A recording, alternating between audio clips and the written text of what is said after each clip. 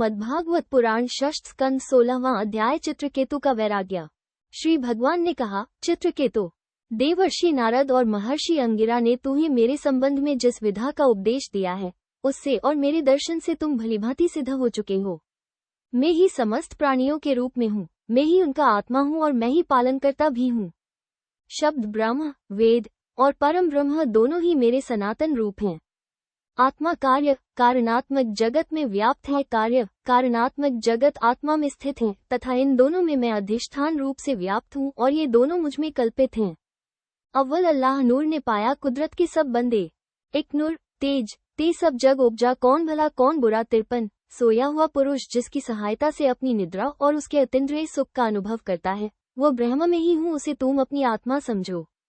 वो सब अवस्थाओं में रहने वाला अखंड एक रस ज्ञान ही ब्रह्म है, वही परम ब्रह्म है। जब जीव मेरे स्वरूप को भूल जाता है तब वह आपको अलग मान बैठता है।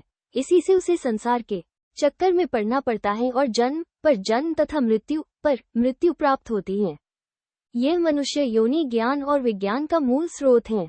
जो इसे पाकर भी अपने आत्मस्वरूप परमात्मा को नहीं जान लेता, उसे कहीं किसी भी योनि में शांति नहीं मिल सकती। राजन, सांसारिक सुख के लिए जो चेष्टाएं की जाती हैं, उनमें श्रम है, क्लेश है, उसके ठीक दुख प्राप्त होता है। ये सोचकर बुद्धिमान पुरुष को चाहिए कि किसी प्रकार के कर्म अथवा उनके फलों का संकल्प न करे। यह बात समझ और जान लेना चाहिए कि आत्मा का स्वरूप अत्यंत सूक्ष्म है। विषय भोगों से विवेक बुद्धि के द्वारा अपना पिंड छुड़ा ले और ज्ञान तथा विज्ञान में ही संतुष्ट रहकर मेरा भक्त हो जाए।